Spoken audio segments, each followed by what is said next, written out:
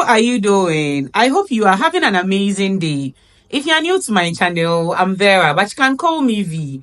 And I share stories that I receive from amazing people like you. Stories in need of your advice and opinions. And so if this is something you love, subscribe and like this video.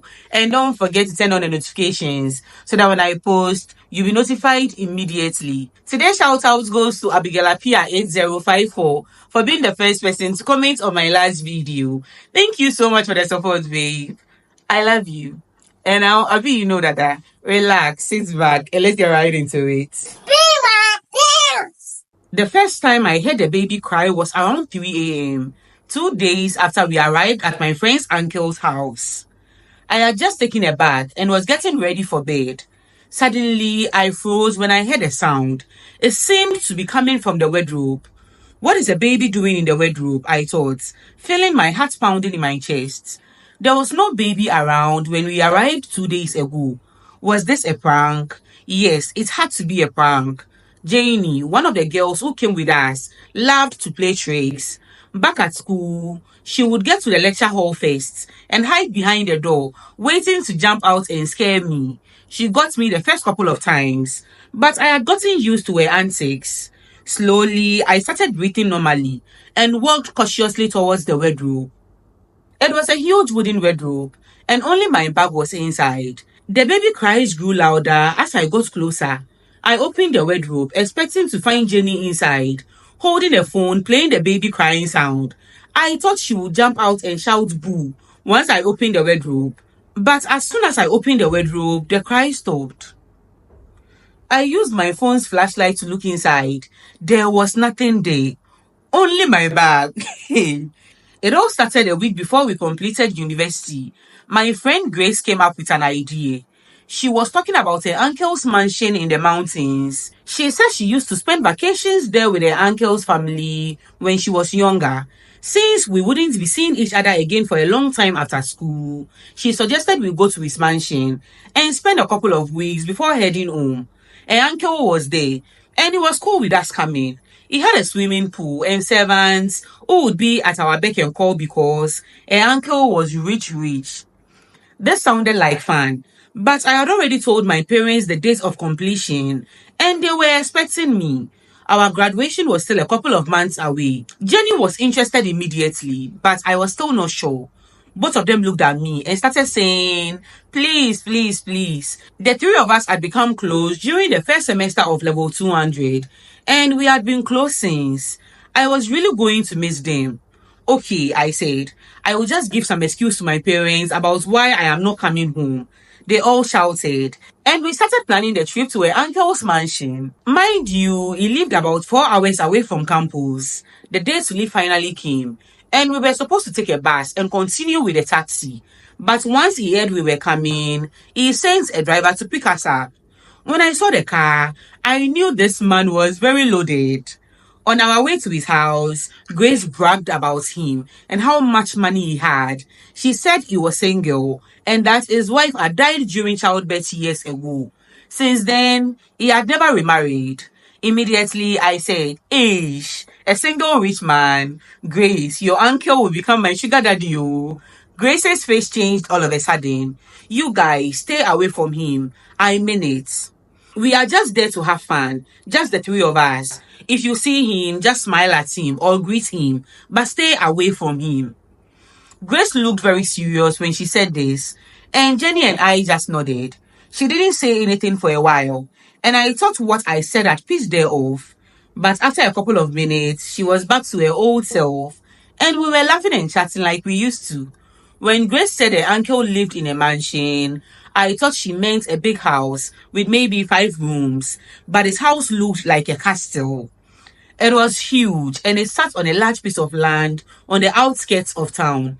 As the car got closer to the house, I saw a man standing outside looking at us. As soon as the car stopped, Grace ran out and hugged the man. We all got out of the car and the driver packed our bags and took them inside. When I got closer to Grace's uncle, I realized it wasn't that old, maybe around 45 years old. I was expecting someone older, but this man was fine. I could see Jenny was thinking the same thing. He shook our hands, and as soon as his hand touched mine, I knew I was going to break the promise I made to Grace earlier. I knew we were there to have fun, but I would use this opportunity to bag myself a rich sugar daddy. The way he looked at me showed he wanted me to. At the time, I didn't know about the dangers lurking in the dark and what I was getting myself into. We were all given a room each, and as soon as we put our bags down, Grace suggested we go use the pool. We changed into our bikinis and ran out towards the pool. Surprisingly, I decided to just sit at the edge of the pool, dipping my feet in the water. As we were there, I noticed Grace's uncle looking at us from one of the windows upstairs. For a moment, I thought I saw a woman standing behind him. This was strange since all the servants in the house were men. I thought I was just seeing things. That night, I decided to put my plans into action. But I knew I had to do it in such a way that Grace wouldn't see what I was up to. We were all sitting around the dining table, and I made sure to sit right next to him. I realized Jenny was also sitting next to him on the other side. In the middle of dinner, I noticed she was going after the same thing I wanted. She wanted a rich sugar daddy to herself. Jenny was prettier, but I was thicker and well endowed, and I wasn't about to let her win. She was laughing unnecessarily at his jokes, trying to impress him with big words, and flashing flirty smiles at him. I just sat quietly and studied him. He was the kind of man who wanted to be the man. You know what I mean. He just wanted you to accept what he said, not argue with him. And even though he had some white hair growing in, this man was very handsome. That night after dinner, I spoke to him some more, and he was clearly flirting with me. I started flirting back immediately. By the time I went to bed that night, I knew I had caught his attention. As I lay in bed, I couldn't help but think about the woman I thought I saw earlier. Was it just my imagination? Or was there something more to this mansion than met the eye? I decided to keep my eyes open and to be cautious. Little did I know the real danger was yet to come. I slept like a baby that night, so tired from the journey. The next day, when we woke up, Grace's uncle was gone. Grace told us he had gone out. I was a bit disappointed because I thought I would have the opportunity to flirt with him more. Grace decided we go to town. In town, we went shopping in some of the local shops. Grace grew up in the town, so as I checked out some traditional clothes in the shop, she saw someone she knew and went off with Jenny to talk to the person. The shop owner was friendly, and she asked me where I was coming from. Apparently, I looked like I didn't belong in the town, like a tourist. I told her we came to visit the big house on the outskirts of the town, and all of a sudden, her face changed. She told me to leave her shop, and then she started praying. I was confused. This woman literally pushed me out and locked the door, all the while praying and speaking in tongues. Hey, she had been so nice to me before. What was going on? I looked around to see if Grace and Jenny were nearby, but they were still talking to the person Grace knew. I felt a strange unease, as if something was watching me. I decided to walk back towards them, trying to shake off the feeling. When I reached them, Grace noticed my troubled expression. What is wrong? She asked, concern in her voice. I told them about the shop owner's strange behavior. Jenny frowned and said, that is weird. Maybe she's just superstitious or something. Grace looked thoughtful. This town has a lot of old legends and stories. Maybe she got spooked by something. We decided to leave it at that and continued our shopping, but the incident stayed with me. That night, back at the mansion, I couldn't stop thinking about the shopkeeper's reaction. Was there something about the big house that she knew and we didn't? When we got home, Grace's uncle was back, and I forgot all my worries when I saw him. During dinner that night, I brought up the old woman in the town. After a few seconds, I saw something change in his face. She's just a crazy old lady, ignore her, he said. He stoned dismissive. Then right under the table, he held my hand. I was surprised, but I liked it. I looked at him and smiled, forgetting all about the old lady. Janie was sitting beside him like the previous night, trying to get his attention. She was laughing unnecessarily at his jokes and flashing flirty smiles at him. But I already had his attention. I ate my food with joy, feeling triumphant. As we continued eating, I noticed Grace was unusually quiet. She seemed lost in thought. I wondered if she sensed the silent competition between Jenny and me, or if she was thinking about the strange encounter I had mentioned. That night after dinner, I spoke to him some more. He was clearly flirting with me, and I started flirting back immediately. By the time I went to bed that night, I knew I had caught his attention. As I lay in bed, I couldn't help but think about the old lady's reaction. What did she know about the mansion that made her so afraid? That was the night I heard a baby crying. I couldn't sleep because it didn't make sense. Did I imagine everything? When I saw Grace and Jenny the next morning, I asked them if they had heard the crying too. They both shook their heads, but something in Jenny's face said otherwise. At this point, Grace's uncle had joined us in the living room. He said he was going out, and as he left, he winked at me. I couldn't help but smile. They wanted to use the pool, but I was too tired. I hadn't slept a wink thinking about the baby cries. I decided to go to bed instead. Immediately I hit the bed, I fell into a deep sleep. At first, it was peaceful, but then I felt something pulling me. I heard a woman laughing and crying. This story, I'm beginning to have goosebumps. In my dream, I found myself in a dark room with a woman whose face I couldn't see. She was pointing at an open gate in the room. I tried to ask her what she wanted, but I couldn't speak. I tried to move, but I couldn't. Then I heard a baby crying, and the woman charged towards me. I woke up back in my room. I don't remember the last time I had a dream. I hardly dreamed. What was going on with me? And why did I keep hearing a baby cry? The dream felt so real, and the baby's cry still echoed in my ears. I decided not to tell Grace and Jenny about the dream. They already thought I was overreacting about the crying sounds. For the rest of the day, I tried to shake off the unease feeling, but it lingered. I couldn't sleep anymore, so I woke up and went to the kitchen for food. The servants avoided us. They didn't even look us in the eye. When I asked for food, the servant just served me without a word. This was a bit weird, but I just took my food and left. Grace and Jenny were still in the pool. I didn't feel like going outside yet, so I decided to walk through the house. The mansion was huge, and most of the doors were locked. In one of the hallways, I saw a picture of a beautiful woman smiling in the traditional attire. She looked familiar somehow, and I thought she might be a popular model or something. I was about to turn back when I came face to face with Grace's uncle. My heart almost stopped beating. I wasn't expecting to see him there. I thought you went out, I said. He looked at me, and he looked annoyed for a second. Or maybe I imagined it. I came here a few minutes ago, he said. Well, since we are alone, let's get to know each other better. What do you say? I smiled, and he walked with me to the living room. We spoke at length, and I found myself falling for this man within days. He was charming, and I could see he was interested in me too. As we talked, I couldn't shake off the feeling that there was something off about the house. The servant's strange behavior, the locked doors, and the mysterious woman in my dream all pointed to something hidden. But for now, I was focused on Grace's uncle and the attention he was giving me.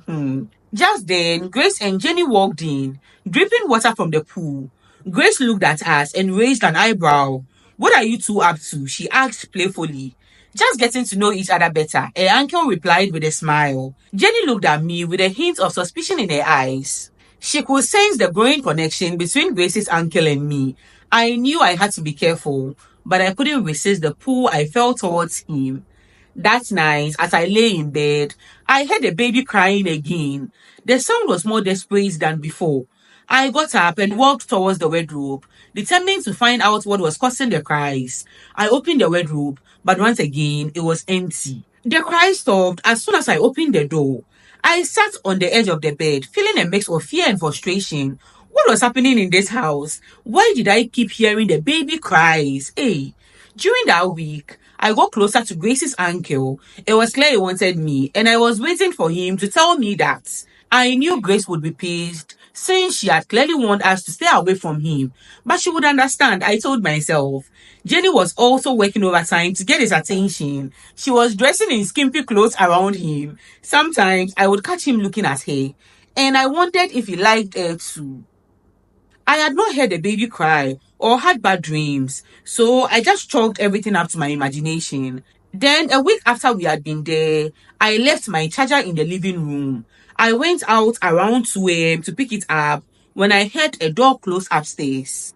It was only Grace's uncle who stayed upstairs. We were all in the downstairs room. I thought it was him coming out, but after a few seconds, I saw Grace coming down the stairs in a bra and panties. She looked startled to see me. She didn't say anything to me and just nodded and entered the room. I went to pick up my charger, thinking about why she would be leaving her uncle's room in the middle of the night in her underwear. Was there something going on between Grace and her uncle? The thought made me uneasy. The next morning, I couldn't shake off the image of Grace coming down the stairs. I decided to confront her about it. Grace, I saw you last night coming down from your uncle's room. What were you doing there? I asked, trying to sound casual. Grace looked at me, her expression unreadable. I couldn't sleep, so I went to talk to him. It's like a father to me, she said, her voice steady. I nodded, but I wasn't convinced. There was something she wasn't telling me. I decided to keep an eye on her and see if there were any more late night visits. As the days went by, I continued to get closer to Grace's uncle. He was charming and attentive, and I found myself falling for him more and more.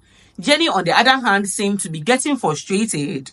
She was trying hard to get his attention, but he was clearly more interested in me. 2 days later, I kissed him. We had just finished eating and the others had gone to bed. We were still talking when he leaned in and kissed me. I felt like I was on fire. I wanted more.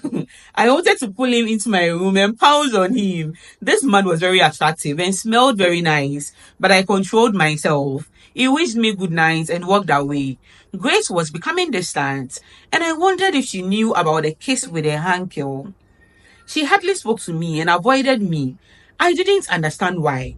I asked her once and she said she was fine. We were supposed to leave that Sunday, but her uncle had asked us to stay a week more, and I wanted to. One night, her uncle whispered into my ear and asked me to come to his room later, and I smiled. This was it. I had wanted him since the night I met him, and I finally had him. I nodded, and when I turned, I saw Grace staring at me with anger in her eyes. I just turned away and averted my eyes. Just then, her uncle turned and whispered something into Jenny's ear, and she giggled. I was confused. What was going on between Jenny and him? That night, I decided to ask him when I went up to his room. I waited for an hour after everyone had gone to sleep and crept up the stairs. As I walked up the stairs, I realized the whole place was foggy and cold, like there was smoke leaking. Then I heard the baby cry. It was coming from my room. I stopped in the middle of the stairs, creeped out. Was I hearing things? Should I continue to his room or should I turn back? Then I saw her standing at the top of the stairs. She looked like a mirage. She looked at me and pointed down. I was scared and confused. Just then, Grace's uncle's door opened and everything cleared out. The smoke and fog were gone. The baby had also stopped crying. He looked at me and asked if I was okay. I nodded, but I wasn't. I was not in the mood for what he had in mind. I told him I was having a headache and would see him next time. He looked annoyed, but he nodded. I turned back to my room and I couldn't sleep because the baby's cries kept playing in my head. What is going on? As I lay in bed, I couldn't shake off the image of the woman at the top of the stairs. Who was she? And why did she keep appearing to me? The next day, he avoided me totally as if I didn't exist. He was giving his full attention to Jenny. What was going on? For the first time, I looked at Jenny and she looked tired just like me. Since we had been there, it felt like our friendship was hanging by a thread. Everything revolved around him and we were hardly speaking to each other at this point. That evening, I went to see Jenny in her room and I asked her if she was okay. She nodded and smiled weakly.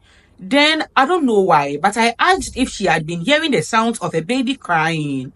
And the look in her eyes told me all I wanted to know. She was also hearing the cries. But she shook her head and said she just hadn't been sleeping well. Why was she lying to me? Then I asked about Grace's ankle and she let it slip. Don't tell Grace, okay, but we are in love. I was shocked. Apparently, they had been flirting since she got to the house. And last night, he came into a room and they had sex. I couldn't believe what I was hearing. We were supposed to be together that night.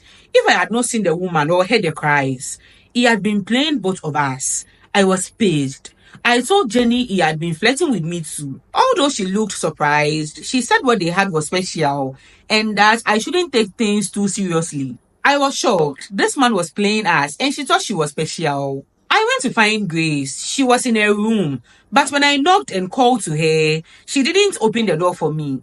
Enough was enough. I was leaving. He wasn't at home, so I didn't have to see his cheating face. I went to my room and packed my clothes. I chatted an Uber and left. I texted them in our group chat that I was leaving, and even though they both read the messages, none of them responded back. As I sat in the car, my mind was a mess. I felt betrayed, hurt, and angry. I couldn't believe how everything had turned out. The mansion that once seemed like a place of fun and excitement had become a place of secrets and lies. I thought about the strange occurrences, the baby cries, the mysterious woman, the shopkeeper's reaction, and I realized that there was something deeply wrong with our house. As the car drove away, I couldn't help but feel a sense of relief mixed with fear. I was leaving behind a place of darkness. After I got home, I called, but they didn't pick my calls. And that was the end of our friendship. I tried to get in touch several times, but to no avail. We met in school once to pick some documents. Grace couldn't make it, but I saw Jenny, and she was heavily pregnant. I went to say hi to her and asked her why she had been avoiding me. She just said she had been busy. She looked different, fidgety, worried. I asked if she had been hearing from Grace, and she nodded. So they were intentionally avoiding me. I congratulated her on the baby and asked if the baby was for Grace's uncle. She just shook her head and said it was a new guy she met. Jenny didn't look like she wanted to say more, so I just said goodbye and walked away. As I was leaving campus, I saw her get into the car that had come to pick us up from campus all those months ago, Grace's uncle's car. Why did she lie to me? Did she think I would be jealous of her? 3 months later, Jenny died from childbirth. What? Both she and her baby. When I heard this, I was shocked. Was this a coincidence? Just like Grace's uncle's first wife did. I called Grace, and for the first time in months, she picked up. The first question she asked me was, "What do you want?" I was shocked. Is this the first thing you will ask me after all these months? Have you heard about Jenny? I asked. She was quiet for a few seconds, and then she said, yes. Is this not strange? I asked. She died during childbirth, just like your uncle's first wife did. Who told you the baby was for my uncle? She asked. I have not heard from Jenny since she left my uncle's place. Stop talking about things you don't know about, and don't call me again. With that, she cut the call and blocked me. What was going on? Jenny told me they were still in touch, and I saw her entering into Grace's uncle's car. Why was Grace lying? Well, I did my research. I spoke to a guy who knew Grace. They went to the same primary school and later university together. He knew her family, and according to him, Grace's father was an only child, and her mother had only one sister. So the man we went to see was not her uncle at all. I realized she had never talked about him throughout all the years we had known her. She only brought him up when she suggested we go to his mansion. Who was this man? And what was his connection to Grace? Then, just a month after Jenny's death, Grace became a billionaire. She just blew up out of nowhere. She had cars, her own company, and was traveling outside the country back to back. I still don't know or understand what happened, but I am sure Jenny was just a sacrifice to make Grace and that man, whoever he was, richer. But why did she want us to stay away from him? Or did she just say that to distract us from the fact that she wanted us to engage with him? She knew us, so maybe she knew we wouldn't heed a warning. I think I was the one meant to die, but I escaped my death. And Jenny fell into their trap instead. And what about the baby and the woman I saw? Maybe old sacrifices who were warning me of the dangers ahead. I'm just grateful I escaped with my life. Sometimes I wonder if I should reach out to Jenny's mother and tell her what I know and what happened during our stay at Grace's supposed uncle's house.